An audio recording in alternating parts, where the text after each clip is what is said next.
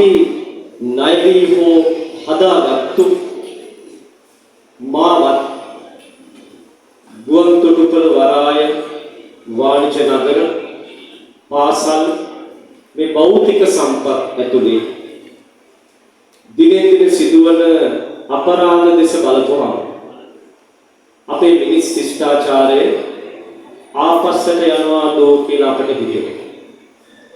ඒ තරමට මිනිස්යා තුළ ම්ලේච්ඡත්වය වර්ධනය වෙමින් තිබෙනවා. මේකට හේතුව මේ සමාජය සාහිත්‍ය රසවින්දනයේ දිනෙන් දින ඈත් වී යාම. ඒ නිසා අඩුව මෙබඳු අවස්ථාවක යම් තරමකට හෝ පිරවීමට ගීතය තුළින් ජීවිත විවරණය තේමා කොටගෙන අද දින ඔබ සූදානම් වීම සම්බන්ධයෙන් බෙහෙවින් සතුටුයි. මට ආරාධනා කළ කලක මගේ ශිෂ්‍යයාවක් වූ මේ සංස්කෘතික නිලධාරීතුමියටද ස්තුතියි.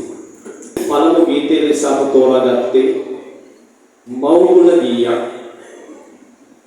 මාතෘත්වය පිළිබඳ සංකල්පය අපේ දරුවන්ගේ හදවත් තුළ යලි යලි රෝපණය කළ යුතුයි. කෙමෙන් කෙමෙන් දුවලා අම්මලාගේ ඇස් දිහා බලන ස්වභාවයෙන් ඈත් වේ. අපේ පුතාලා අම්මලාගේ මුහුණට වඩා මුහුණු පොතේ මුහුණු පරීක්ෂා කරනවා. එක දුවක් ලියනවා ඉරටත් කලින් අම්මායයි කම්මලට එන්නේ ගෙදර තරු කැට අරගෙන ඉහට දහවල් බින්ද දුක් මුහුණේ පෙනෙන විට ගෙන ආ පාන් හිර වෙනවා උගුරයට. තාත්තා නැති නිවසේ අම්මා කම්මලක වැඩ කරලා දුව ජීවත් කරවන. ඒ දුවට හැකියාවක් තියෙනවා මුහුණු පොතෙන් ඈත් වෙලා අම්මාගේ මුහුණ දෙස බලන්න. ඒ බලද්දී ඒ දුවට ඒ අම්මාගේ මුහුණේ දහවල් බින්ද දුක් පෙනෙනවා. ඒ මුහුණේ පේනකොට අම්මා රැයට කන්නගෙන ආපු පාන් උගුරේ හිර වෙනවා දුව. එහෙම සංවේදී දුවල අපේ මිනිස්සුන්ට අද නැහැ. හේතුව මුහුණු පොත විසින් ඒ දුවලගේ මුහුණු සින්නක් කර ලියාගෙන ධර්මසේන හාමුදුරුවෝ පටාචාරා කියන හිතුවක්කාර කෙල්ල මෙහි කාර්ය සමග පැනලා ගිය අකීකරුකමට. නමුත් මේ කෙල්ලගේ මෞසෙනහස පිළිබඳ එදා බණමඩුවේ අපූර්ව වර්ණනයක් කළා. ගස්නා විදුලියේ මේඝ ගර්ජනාවේ ආකාශය අතුරු සිදුරු නැති විය. විදුලිය කොටන්නාසේම විලිත් පහරන්නට වන් දරුවෝ දෙන්න සීත සුළං ඉවසාගත නොහි හඬති. පටාචාරා දරු දෙන්නා එකෙහි සංගවා දෙදන දෙවෙනි විට බිම හොවා තුන්යම රාත්‍රිය ගෙවා පීද.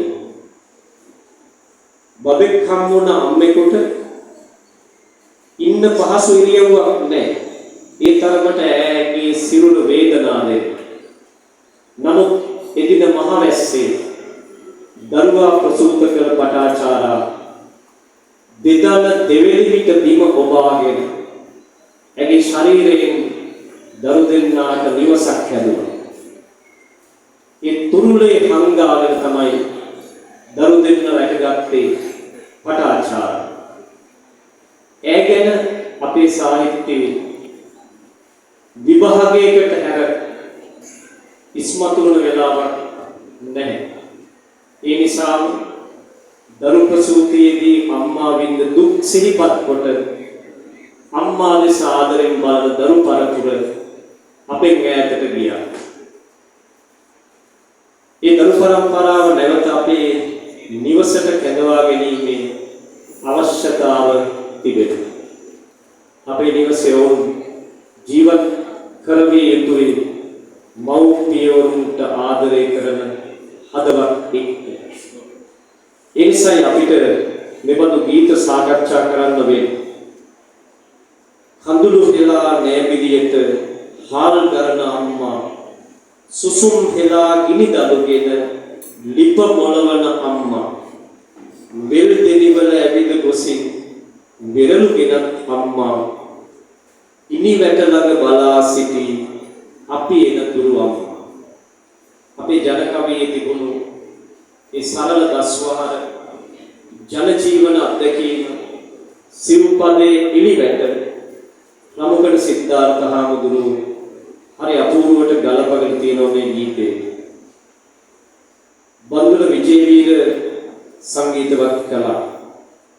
එදා දීපිකා ප්‍රදර්ශනී ගායනා කළා. අපි අහමු මේ ගීතය අද මේ වේදිකාවේ රේණු අමරසිංහ මහත්මියට ආරාධනය කරමු.